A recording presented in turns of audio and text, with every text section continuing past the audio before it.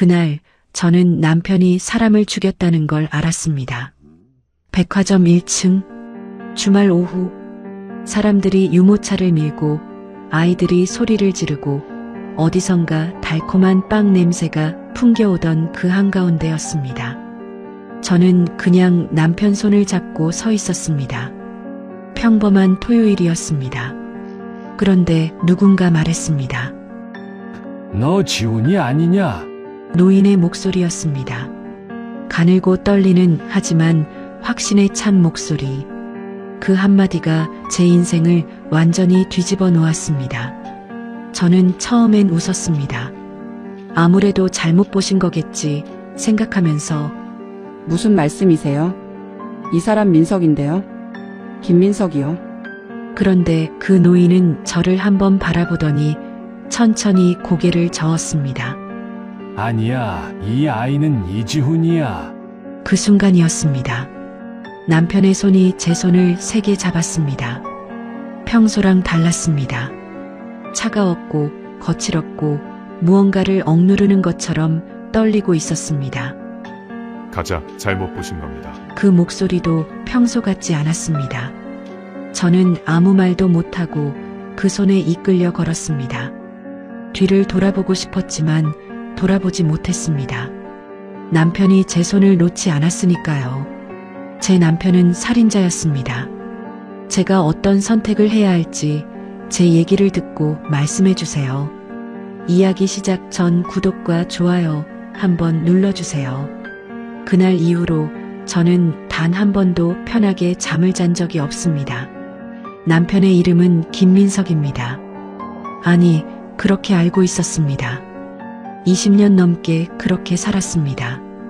혼인신고서에도, 아이 학교 서류에도, 은행 계좌에도, 보험 서류에도 모든 곳에 김민석이라고 적혀 있었습니다.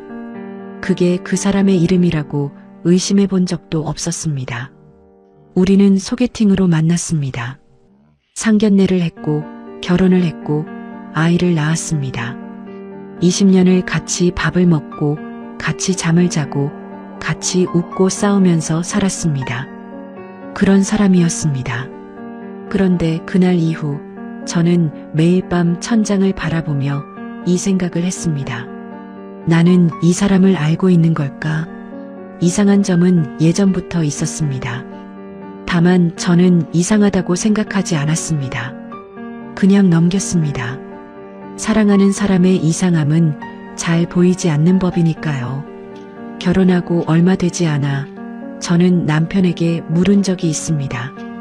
어릴 때 어디서 살았어?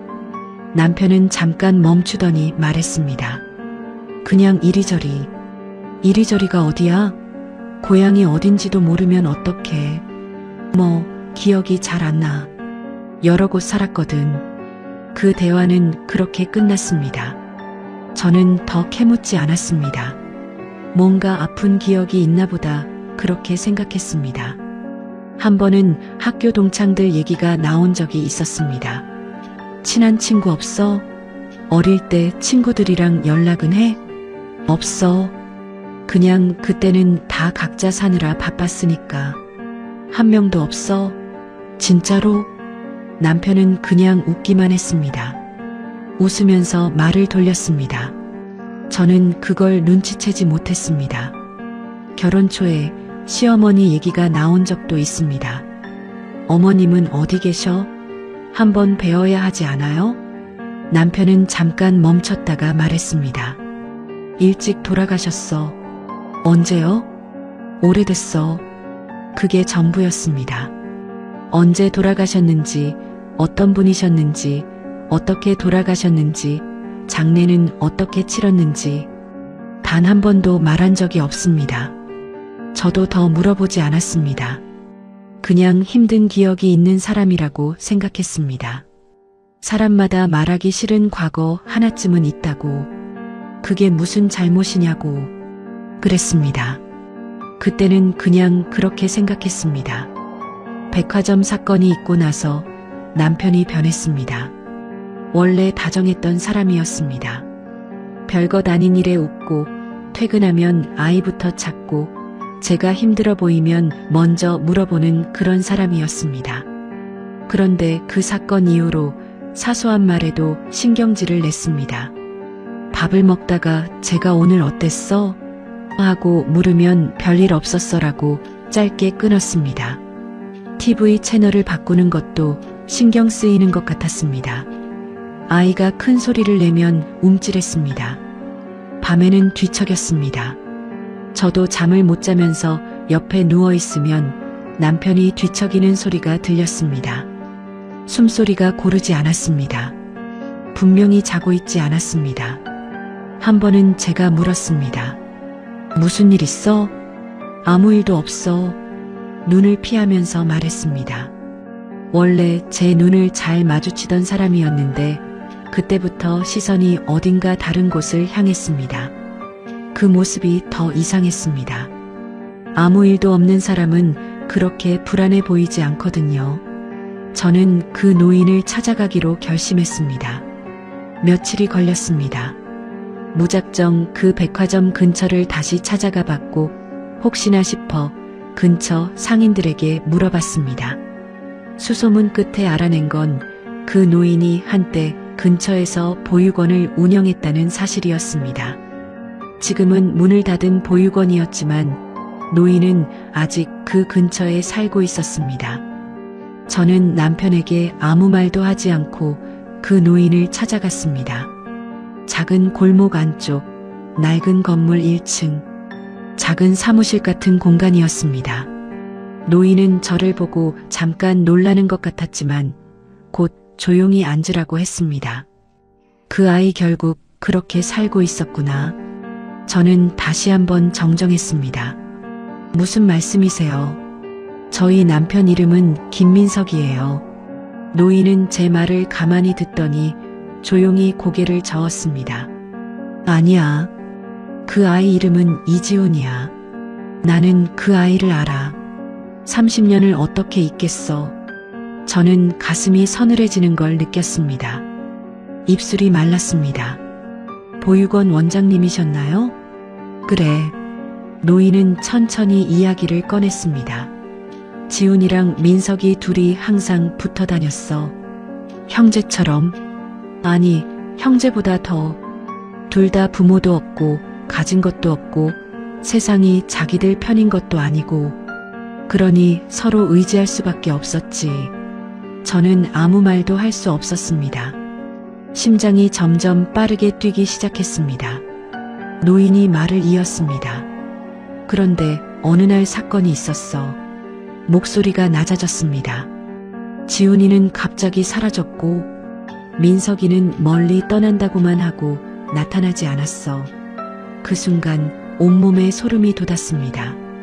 저는 떨리는 목소리로 물었습니다. 사진 혹시 있으세요? 옛날 사진이요. 노인은 잠시 저를 바라보더니 조용히 서랍을 열었습니다.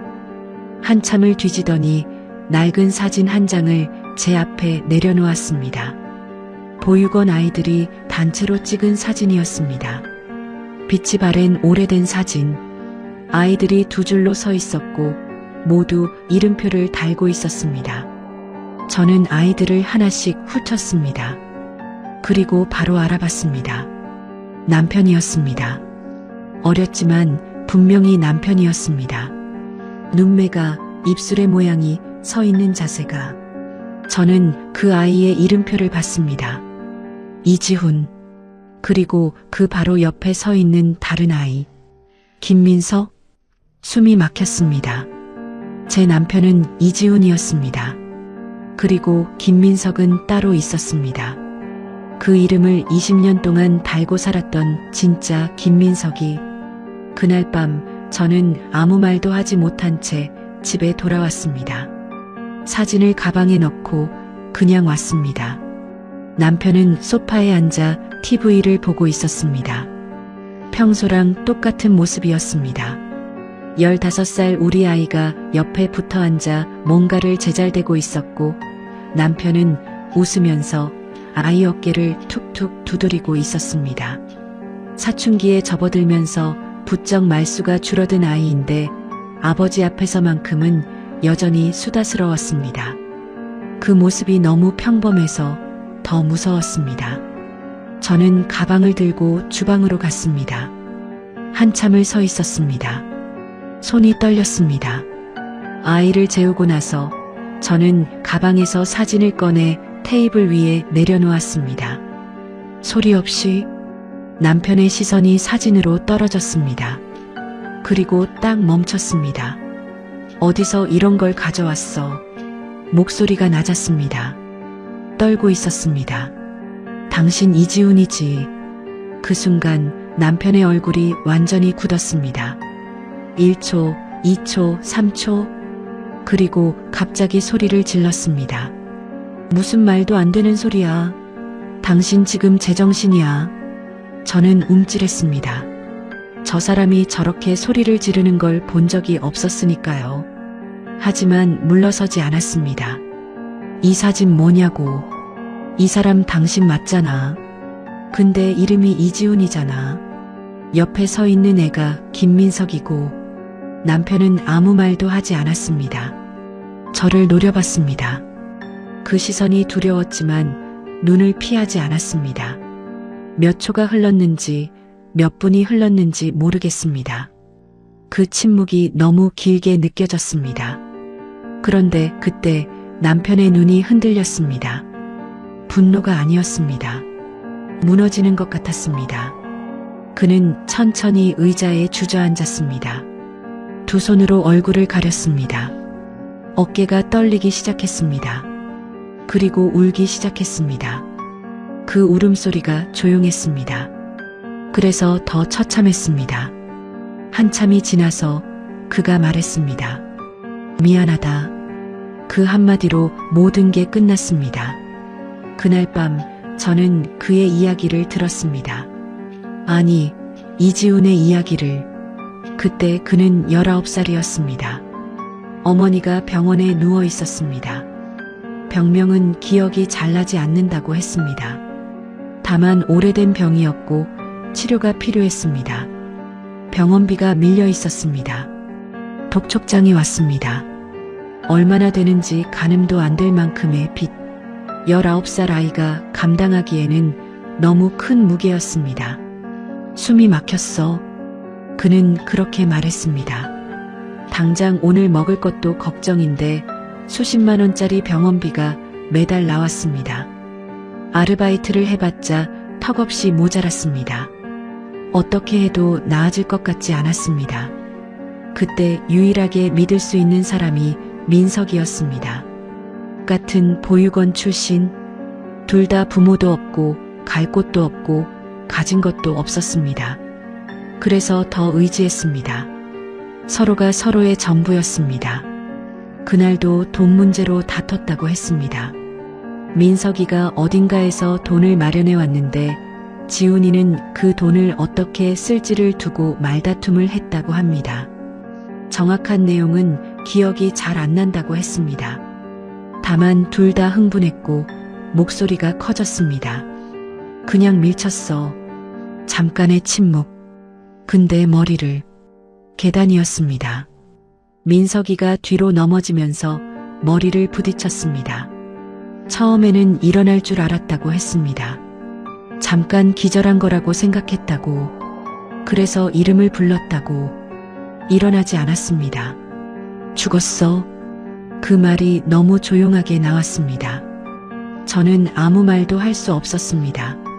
그날 밤의 이야기를 들으면서 저는 그 장면이 눈앞에 그려지는 것 같았습니다.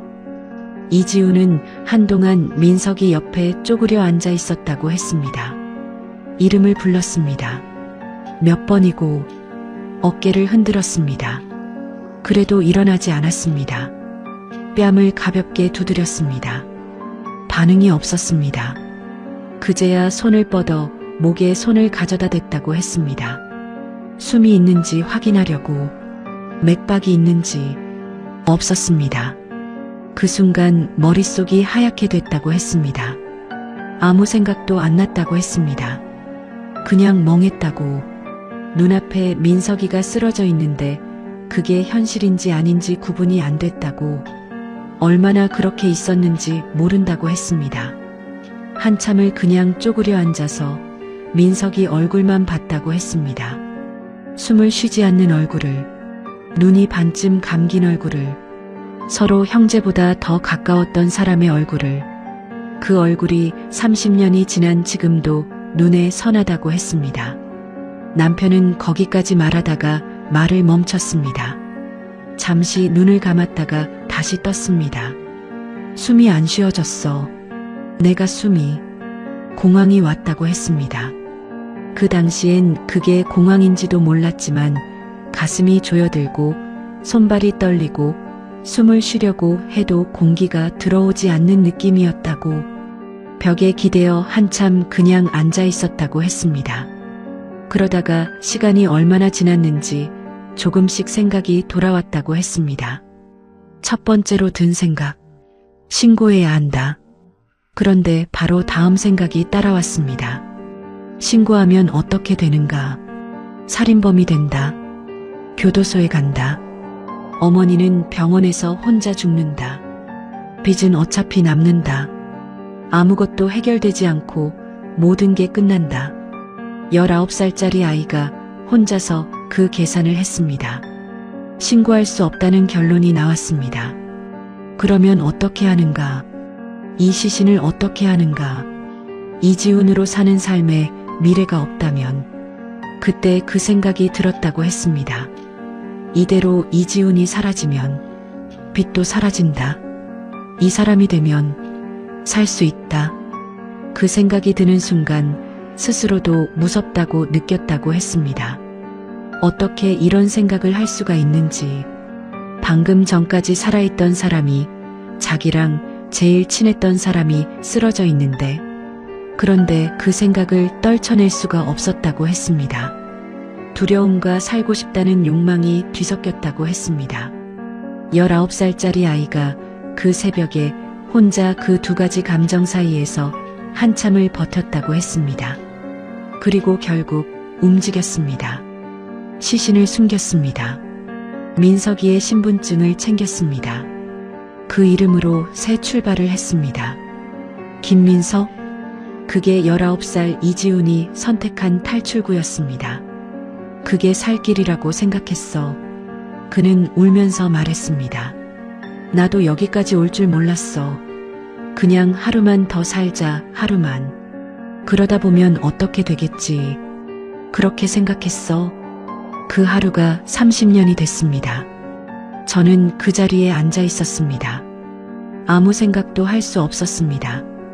머릿속이 텅 빈 것 같은데 동시에 너무 많은 것들이 한꺼번에 들어오는 것 같았습니다. 이 사람은 제 남편입니다. 20년을 함께 산 사람입니다. 제가 아플 때 약을 사왔던 사람이고, 아이 첫걸음마를 보며 같이 울었던 사람이고, 매일 밤 제 옆에 누워 잠들었던 사람입니다. 그런데 살인자입니다. 시신을 숨긴 사람입니다. 다른 사람의 이름으로 30년을 살아온 사람입니다. 그 두 가지 사실이 머릿속에서 계속 부딪혔습니다. 같은 사람인데 어떻게 이렇게 다른 두 사람일 수가 있지? 저는 내가 알고 있는 게 진짜인지, 내가 모르고 있는 게 진짜인지 아무것도 알 수 없었습니다. 그날 이후 저는 남편을 제대로 볼 수가 없었습니다. 같은 공간에 있어도 낯선 사람 같았습니다. 밥을 먹다가도 그 손을 봤습니다. 그 손이 사람을 밀쳤다고, 시신을 숨겼다고.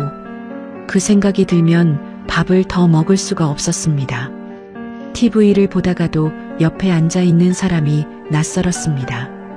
내가 알고 있는 이름도 가짜고, 내가 알고 있는 과거도 가짜고, 내가 안다고 생각했던 이 사람이 사실은 내가 전혀 모르는 사람이라는 게, 아이를 보는 게 더 힘들었습니다. 15살. 이제 막 세상을 알아가는 나이입니다. 친구 문제로 고민하고, 진로 때문에 걱정하고, 사춘기 특유의 예민함으로 하루에도 감정이 12번씩 바뀌는 나이. 그러면서도 집에 오면 여전히 아빠 옆에 붙어 앉는 아이입니다. 아이는 아무것도 모릅니다. 그냥 아버지를 사랑합니다. 학교에서 힘든 일이 있으면 아빠한테 제일 먼저 말하는 아이입니다.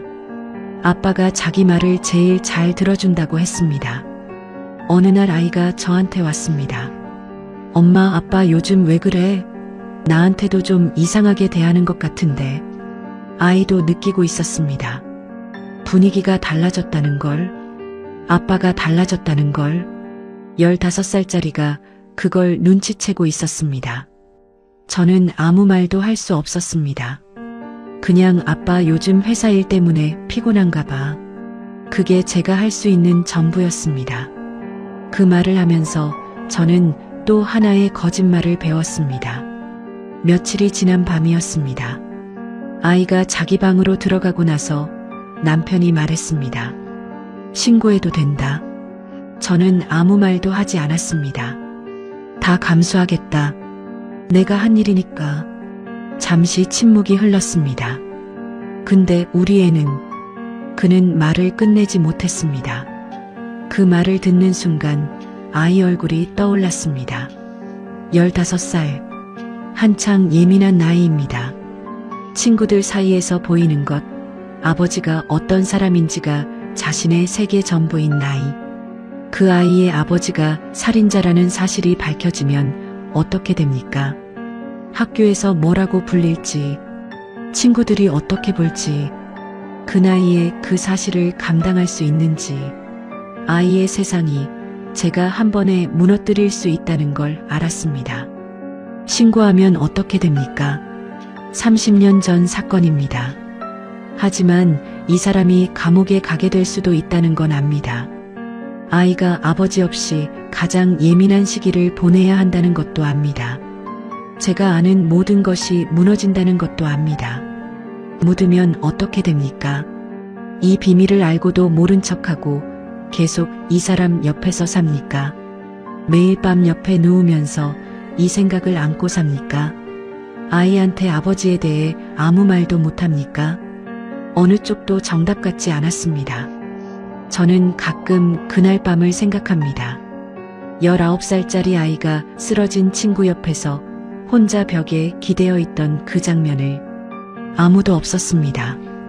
도와줄 사람도, 신고해줄 사람도, 옆에서 같이 울어줄 사람도. 그 아이는 그냥 혼자였습니다. 무서웠겠지 하는 생각이 듭니다. 그리고 바로 다음 순간 제가 그 생각을 하고 있다는 게 또 무섭습니다. 피해자는 따로 있습니다. 진짜 김민석은 죽었습니다. 그 사람 이름으로 30년을 살았습니다. 그 사람의 죽음이 이 사람의 새 삶이 됐습니다. 그런데도 저는 가끔 이 사람이 불쌍하다고 느낍니다. 그 감정이 맞는 건지 모르겠습니다. 오늘도 남편은 아무렇지 않은 얼굴로 아이와 마주 앉아 있었습니다. 아이가 학교에서 있었던 일을 이야기했고 남편이 진지하게 들어줬습니다. 아이가 뭔가 고민인 것 같다고, 잘 들어줘야 한다고. 그렇게 20년을 살아온 사람입니다. 저는 주방에 서서 그 모습을 봤습니다. 저 손으로 사람을 죽였다고. 저 눈 뒤에 30년짜리 비밀이 있다고. 그런데 저 아이는 저 사람을 세상에서 제일 좋아한다고. 세 가지 생각이 동시에 들었습니다. 아무 말도 할 수 없었습니다. 저는 아직 결정을 못했습니다. 솔직히 말하면 결정을 할 수 있을지도 모르겠습니다. 신고를 해야 한다고 생각하는 저와, 그럼에도 아이를 생각하는 저와, 20년을 함께 산 이 사람을 완전히 모르는 사람으로 볼 수 없는 저가 동시에 존재합니다. 이 사람은 괴물일까요? 아니면 19살에 자기가 한 선택의 무게를 안고 그 두려움을 30년 동안 혼자 짊어지고 살아온 사람일까요? 둘 다 맞는 것 같습니다. 그래서 더 모르겠습니다. 여러분께 묻고 싶습니다. 이 진실을 알게 됐을 때 여러분은 어떻게 하시겠습니까? 신고를 하시겠습니까? 아이를 생각해서, 지금의 삶을 생각해서 그냥 모른 척하고 사시겠습니까? 아니면 저처럼 아직도 결정을 못하고 매일 밤 천장을 바라보고 계시겠습니까? 저는 오늘도 결정하지 못했습니다. 그리고 아이는 지금 이 순간에도 아버지를 믿고 있습니다. 그 믿음이 오늘도 너무 무겁습니다. 제가 어떻게 해야 하는지 댓글로 의견을 남겨주세요. 지금까지 제 이야기를 끝까지 들어주셔서 감사합니다. 제 남은 인생의 전부, 제 손주를 빼앗겼습니다.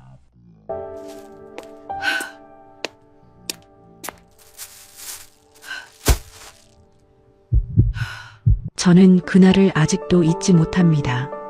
날씨가 맑았습니다. 가을 끝자락이었고 바람이 살짝 차가워지기 시작하던 때였습니다. 저는 아들 집 근처 골목을 걷고 있었습니다. 손주 간식이라도 사다 줄까 싶어서 아이가 좋아하는 크림빵 2개를 봉지에 들고 있었습니다. 딱히 연락하지 않고 간 거였습니다. 자주 오는 골목이고 언제 가도 반겨주던 아이니까. 그런데 골목 안쪽에서 목소리가 들렸습니다. 익숙한 목소리였습니다. 아들 목소리였습니다. 웃고 있었습니다. 그래서 저도 모르게 발이 멈췄습니다. 반가워서 들어가기 전에 잠깐 기다리려고. 그리고 들었습니다. 근데 진짜 얘 나 닮은 것 같지 않아? 며느리가 웃으며 대답했습니다. 그러게 어떻게 당신을 닮았지? 잠깐 사이가 있었습니다. 그럴 수가 없는데. 그리고 나서 한마디가 더 나왔습니다. 당신 피가 아니잖아. 저는 그 자리에서 굳어버렸습니다. 손에 들고 있던 크림빵이 바닥으로 떨어졌습니다. 봉지째로. 그 소리가 났을 텐데 저는 들리지 않았습니다. 심장 소리만 들렸습니다. 아니, 심장이 멎는 소리가 들렸습니다. 당신 피가 아니잖아. 그 말이 골목벽에 붙어서 떠나지 않았습니다. 저는 그냥 서 있었습니다. 얼마나 서 있었는지 모릅니다. 다리가 풀려서 담벼락에 손을 짚었습니다. 크림빵은 발 옆에 떨어져 있었습니다. 저는 그걸 줍지도 못했습니다. 그 골목에서 저는 64해를 살아오면서 처음으로 세상이 아래로 꺼지는 느낌을 받았습니다. 저는 아들 하나를 낳았습니다. 결혼하고 몇 년이 지나도 아이가 생기지 않아서 포기하려던 참에 생긴 아이였습니다. 제 나이 33이었습니다. 병원에서 확인하고 나오면서 남편 손을 잡고 울었던 기억이 납니다. 그냥 눈물이 쏟아졌습니다. 좋아서, 겁나서, 감사해서. 아들 이름은 현우입니다. 태어날 때 3시간 넘게 진통을 겪었고 세상에 나오자마자 울음소리가 어찌나 크던지 간호사 선생님이 우리 아기 목소리 좋다고 웃었습니다. 저는 그 순간 그 아이가 평생 제 전부가 될 거라는 걸 알았습니다. 그냥 알았습니다. 남편은 아들을 유독 아꼈습니다. 무뚝뚝한 사람인데 현우 앞에서는 달랐습니다. 퇴근하고 들어오면 제일 먼저 현우 방부터 들여다봤습니다. 자고 있으면 그냥 서서 보다 나왔습니다. 그런 사람이었습니다. 그리고 남편은 늘 이 말을 입에 달고 살았습니다. 현우가 결혼해서 손주 안겨주면 내 재산 전부 물려준다. 안 그러면 기부해버릴 거야. 진짜야. 처음엔 농담인 줄 알았습니다. 그런데 남편은 농담처럼 말하는 사람이 아닙니다. 오래 살다 보니까 알게 됩니다. 저 사람이 진심인지 아닌지. 남편은 진심이었습니다. 문제는 현우가 결혼 생각이 없었다는 겁니다. 30 중반이 넘어가도 연애를 안 했습니다. 물어보면 그냥 귀찮다고 했습니다. 혼자 살 거라고 했습니다. 저는 속이 탔습니다. 남편은 더 탔습니다. 아들을 앉혀놓고 몇 번이나 얘기했습니다. 현우는 들은 척도 안 했습니다. 그러다가 38이 되던 해였습니다. 갑자기 여자친구가 생겼다고 했습니다. 너무 갑작스러워서 오히려 제가 놀랐습니다. 어디서 만났냐고 물으니까 직장 동료라고 했습니다. 만난 지 얼마 됐냐고 물으니까 몇 달 됐다고 했습니다. 표정이 좀 이상하긴 했습니다. 기쁜 표정이 아니라 뭔가 결심한 것 같은 표정. 근데 저는 그냥 기뻤습니다. 드디어 사람이 생겼구나 싶어서요. 그리고 6달 만에 결혼하겠다고 했습니다. 빠르다 싶었습니다. 근데 나이가 나이니까 결혼하겠다는데 말릴 이유가 없었습니다. 며느리 될 사람을 만나봤는데 차분하고 얌전해 보였습니다. 첫인상이 나쁘지 않았습니다. 결혼식을 올렸습니다. 그리고 결혼한 지 7달 만에 아이가 태어났습니다. 산딸이 다 안 된 것 같았는데 아이가 나왔다고 연락이 왔습니다. 미숙아라는 말을 들었을 때 가슴이 철렁했습니다. 병원으로 달려갔습니다. 인큐베이터 안에 작은 아이가 있었습니다. 얼마나 작은지, 손이 어찌나 작은지, 저는 유리 너머로 그 아이를 보면서 그냥 울었습니다. 예쁘다는 생각도 들었고 무섭다는 생각도 들었습니다. 부디 건강하게 자라달라는 생각만 했습니다. 남편도 울었습니다. 그 무뚝뚝한 사람이 병원 복도에서 눈물을 훔쳤습니다. 저는 그 모습을 보고 이 사람도 오래 기다렸구나 싶었습니다. 아이 이름은 서준이라고 지었습니다. 2주 정도 인큐베이터에 있다가 퇴원했습니다. 퇴원하는 날 제가 직접 안았습니다. 그 무게가 아직도 손에 남아 있습니다. 세상에서 제일 가벼운 것 같으면서도 제일 무거운 느낌. 살면서 그런 느낌은 처음이었습니다. 서준이는 무럭무럭 자랐습니다. 돌이 됐을 때 걷기 시작했고 2돌이 넘어가자 말을 쏟아냈습니다. 3살 때는 저를 보면 달려왔습니다. 할머니 하고 부르면서 그 발소리가 그렇게 사랑스러울 수가 없었습니다. 저는 서준이를 위해서라면 뭐든 했습니다. 유치원 픽업은 제가 도맡아 했습니다. 며느리가 직장을 다시 나가게 됐으니까요. 아침에 데려다주고 오후에 데리러 가고 그 사이에 간식을 만들었습니다. 서준이가 좋아하는 음식을 외웠습니다. 싫어하는 것도 외웠습니다. 옷은 제가 골라서 사다 줬고 계절 지나기 전에 미리 다음 계절 옷을 준비해뒀습니다. 남편은 말했습니다. 우리 집 가까이 살아야겠다. 그래서 집을 사줬습니다. 우리 집에서 걸어서 15분 거리에 있는 아파트. 작지 않은 돈이었습니다. 남편이 선뜻 내놓았습니다. 자주 보고 싶어서라고 했습니다. 그때 저는 이 사람이 손주 덕분에 새로 태어났다고 생각했습니다. 저도 그랬으니까요. 서준이가 없는 삶은 생각하기 싫었습니다. 그 아이가 제 마지막 이유였습니다. 나이 들어가면서 몸도 예전 같지 않고 친구들도 하나둘 아프기 시작하고 세상이 조금씩 좁아지는 느낌이 들 때 서준이가 할머니하고 부르는 소리가 그 모든 걸 잊게 해줬습니다. 그 아이만 보면 살 것 같았습니다. 지금 생각하면 이상한 장면들이 있었습니다. 그때는 몰랐습니다. 아니, 솔직히 말하면 보이긴 했는데 대수롭지 않게 넘겼습니다. 그게 더 정확합니다. 서준이가 4살이 됐을 무렵이었습니다. 어느 주말에 아들네 집에 갔는데 며느리가 서준이를 데리고 나가려는 참이었습니다.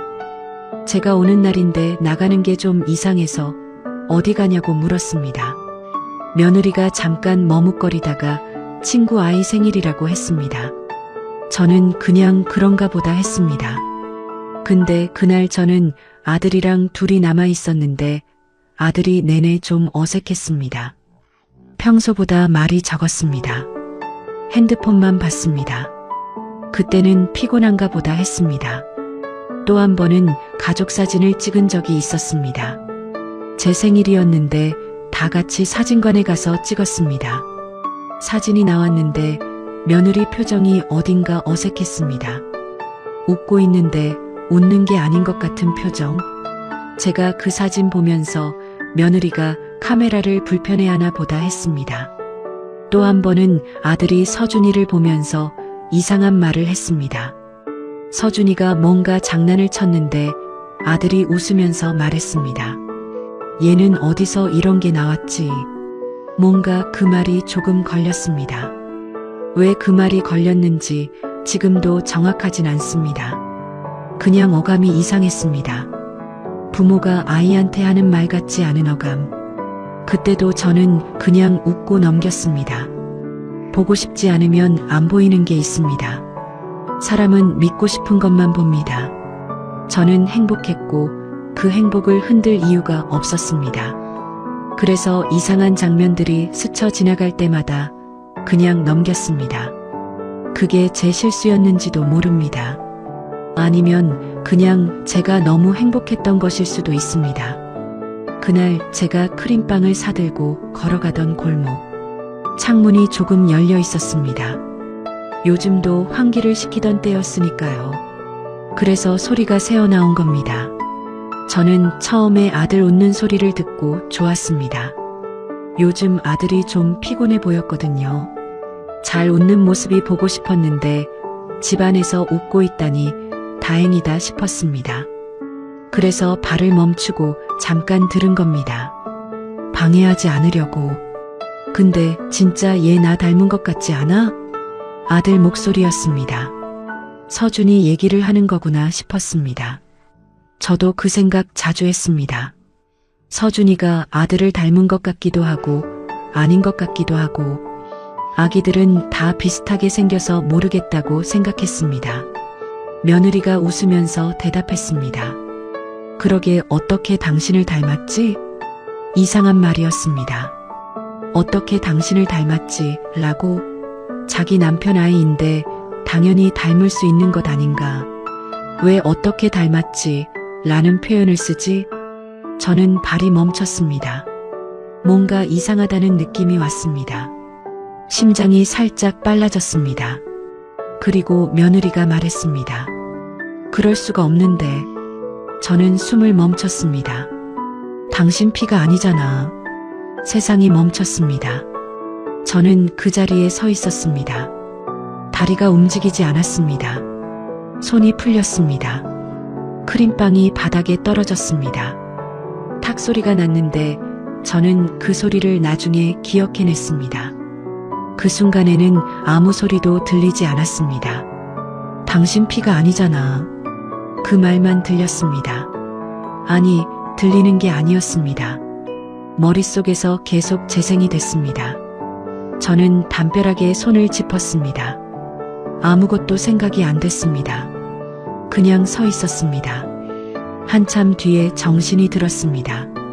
집에 들어가지 못했습니다. 그냥 왔던 길로 돌아갔습니다. 크림빵은 골목 바닥에 두고 왔습니다.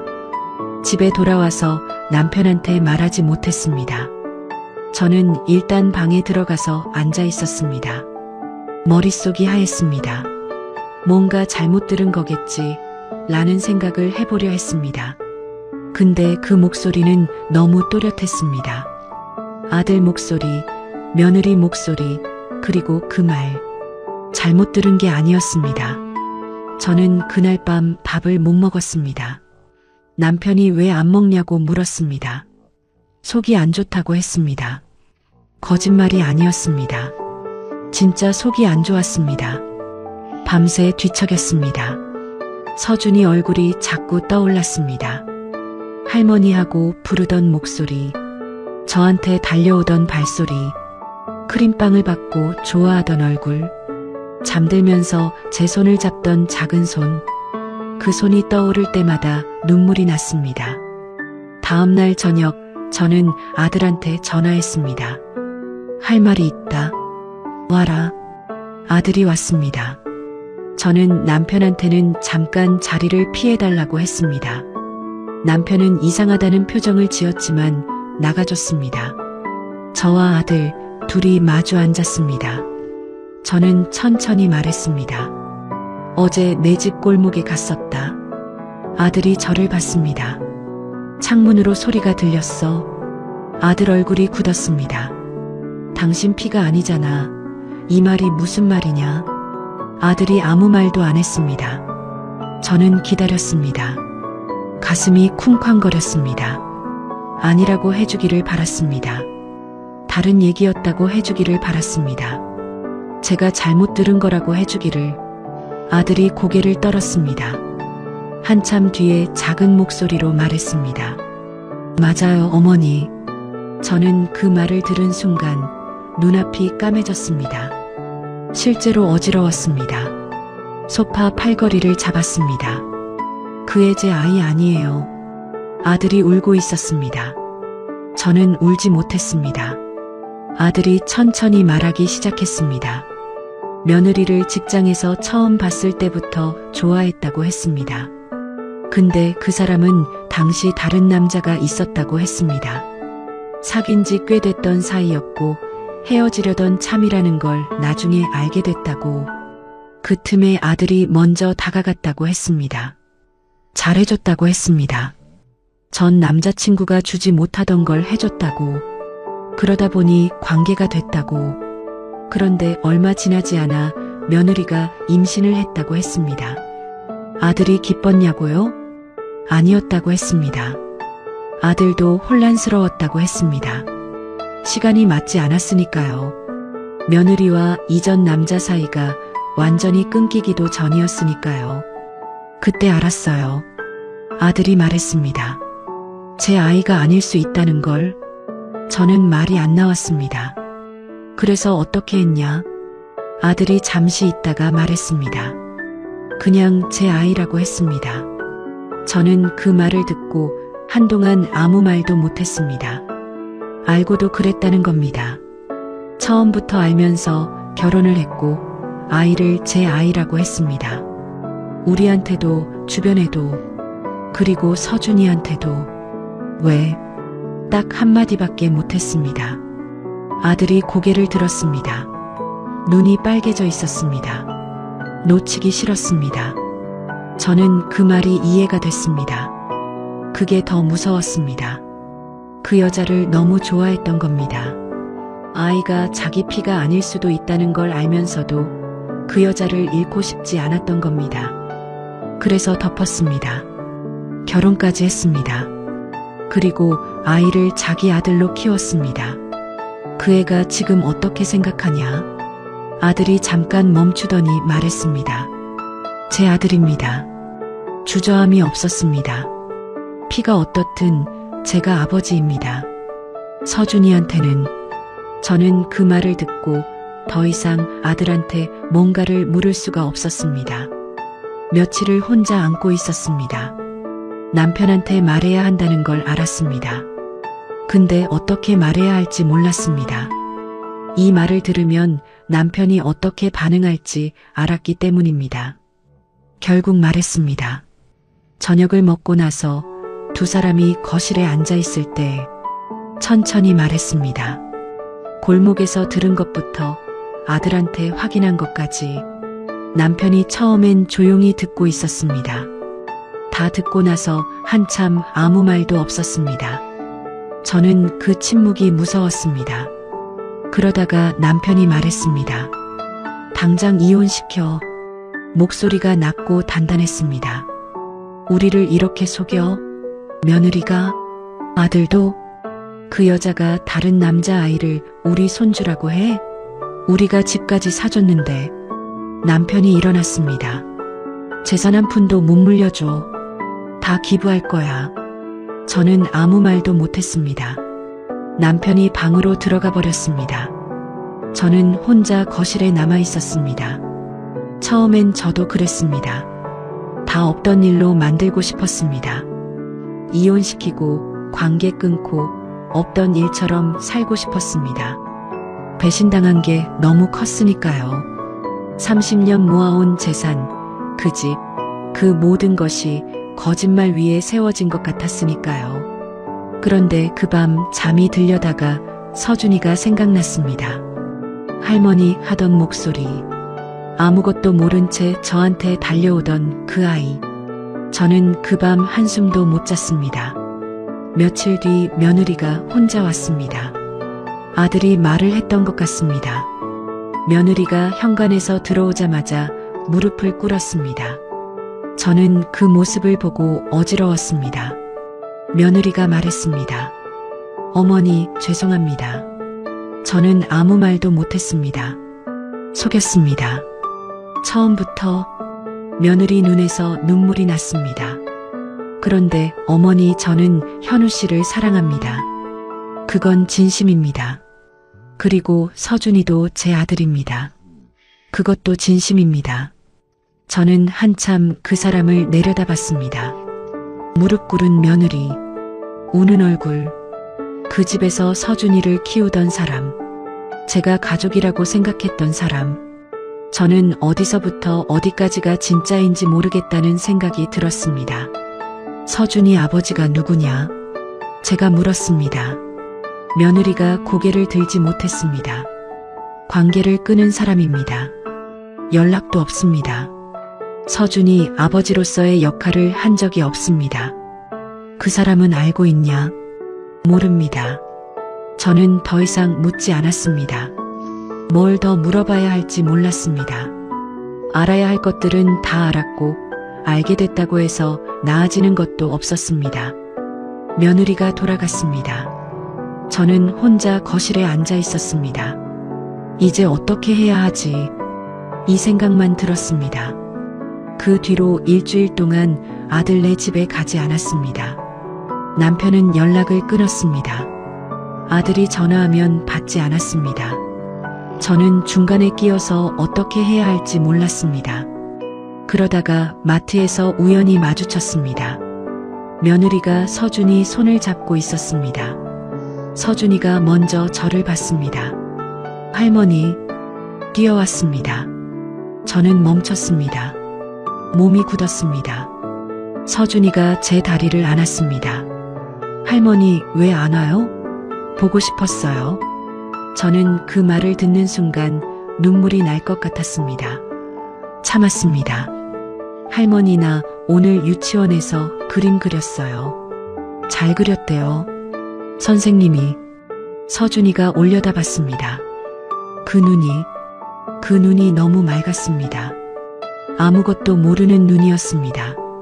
세상에서 자기가 제일 사랑받는다고 믿는 눈이었습니다. 할머니가 자기를 얼마나 사랑하는지 의심해 본 적 없는 눈. 저는 서준이를 안았습니다. 손이 떨렸습니다. 이 아이는 아무 잘못이 없습니다. 이 아이는 태어날 때부터 아무 결정도 하지 않았습니다. 자기가 어느 피를 받고 태어날지, 어떤 집에 오게 될지, 누가 자기 할머니가 될지 아무것도 고른 게 없습니다. 그냥 태어났습니다. 그리고 저한테 할머니라고 불렀습니다. 그게 전부입니다. 서준이가 올려다봤습니다. 할머니, 왜 울어요? 저는 웃었습니다. 억지로. 먼지 들어갔어. 서준이가 제 뺨을 손으로 닦아줬습니다. 그 손이 너무 작았습니다. 저는 그 손을 잡았습니다. 한참 잡고 있었습니다. 그날 밤 남편한테 말했습니다. 현우, 이혼시키면 서준이는 어떻게 되는 거예요? 남편이 대답 안 했습니다. 그 아이는 아무것도 모르잖아요. 그 아이한테 할머니, 할아버지가 우리잖아요. 우리가 끊으면 그 아이는 어떻게 되는 거예요? 남편이 말했습니다. 우리 핏줄이 아니야. 알아요. 저는 말을 이어갔습니다. 근데 우리가 사랑한 아이예요. 내가 유치원 데리러 다닌 아이고, 당신이 무릎 꿇고 놀아준 아이고, 이 집에서 뛰어다니던 아이예요. 그게 다 속은 거라고. 속은 거 맞아요. 처음 시작은 속은 거 맞아요. 저는 남편을 봤습니다. 근데 내가 그 아이를 사랑한 건 속은 게 아니에요. 그게 진짜였어요. 나한테는. 남편이 아무 말도 안 했습니다. 나는 그 아이를 끊어낼 자신이 없어요. 저는 그 말을 하면서 제 마음을 처음으로 정확하게 알았습니다. 피가 중요한 게 아니었습니다. 제가 사랑한 건 피가 아니라 그 아이였습니다. 그 아이의 목소리, 그 아이의 눈, 그 아이의 손. 그게 저한테 의미가 있었습니다. 할머니 소리에 달려오던 그 발소리가. 남편이 오래 있었습니다. 그러다가 말했습니다. 나도 모르겠어. 그게 다였습니다. 근데 그 말이 남편한테는 많이 양보한 말이라는 걸 저는 알았습니다. 확신이 흔들리기 시작한 겁니다. 며칠 뒤 아들이 왔습니다. 남편도 있는 자리였습니다. 아들이 들어오자마자 남편한테 무릎을 꿇었습니다. 남편은 굳은 얼굴로 앉아 있었습니다. 아들이 말했습니다. 속인 거 압니다. 용서를 구하는 게 맞지 않다는 것도 압니다. 남편이 아무 말도 안 했습니다. 그런데 아버지, 저는 행복합니다. 남편이 쳐다봤습니다. 서준이는 제 아들입니다. 그 아이가 누구 피인지는 알지만 그 아이는 제 아들입니다. 아침에 아빠하고 부르고 일어나고 밤에 아빠 옆에서 자는 아이. 그 아이한테 저는 아버지입니다. 아들이 눈물을 닦으며 말을 이어갔습니다. 아버지가 저한테 그랬던 것처럼 저도 그 아이한테 그러고 싶습니다. 남편이 턱이 떨렸습니다. 저는 그 장면을 보면서 아들이 잘못한 건 맞는데 이 사람도 나름의 사랑으로 살고 있구나 싶었습니다. 잘못된 방식이었지만, 숨기지 말았어야 했지만, 그럼에도 그 집안에서 그 아이를 사랑하고 있다는 건 진짜인 것 같았습니다. 남편이 오래 있었습니다. 그러다가 말했습니다. 재산은 모르겠다. 아들이 고개를 들지 않았습니다. 그 얘기는 나중에 하자. 이혼시킨다는 말은 하지 않았습니다. 저는 아직도 모릅니다. 이게 맞는 건지, 이렇게 사는 게 맞는 건지, 속은 걸 그냥 덮고 사는 게 맞는 건지, 어떤 날은 분합니다. 우리가 사준 집에서 우리 손주가 아닌 아이를 손주라고 믿으며 기뻐했던 그 시간들이, 남편이 눈물을 훔치던 병원 복도가, 서준이 유치원 픽업을 5번 빠진 적도 없이 다닌 그날들이, 그 시간들이 다 속은 시간이었다는 게 화가 납니다. 근데 또 어떤 날은 다른 생각이 듭니다. 서준이가 할머니하고 부르던 그 순간은 가짜가 아니었습니다. 제가 그 아이를 안았을 때 느낀 것들은 가짜가 아니었습니다. 그 아이가 제 손을 잡고 잠들던 밤은 가짜가 아니었습니다. 감정은 속은 게 아닙니다. 관계가 속은 거지 그 감정은 진짜였습니다. 그게 저를 더 혼란스럽게 합니다. 요즘도 서준이 유치원 픽업을 갑니다. 남편은 모른 척하고 있습니다. 제가 간다고 하면 말리지 않습니다.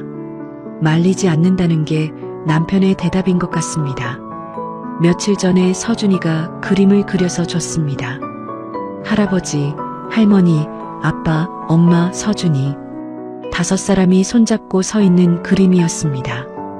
크레파스로 삐뚤게 그린 그림인데 저는 그 그림을 받고 한참을 봤습니다. 이 아이한테 이 그림은 진짜입니다. 이 아이는 이 가족이 진짜 자기 가족이라고 믿습니다. 그걸 제가 깨버려야 하는 건지 아직도 모르겠습니다. 저는 요즘 이 생각을 합니다.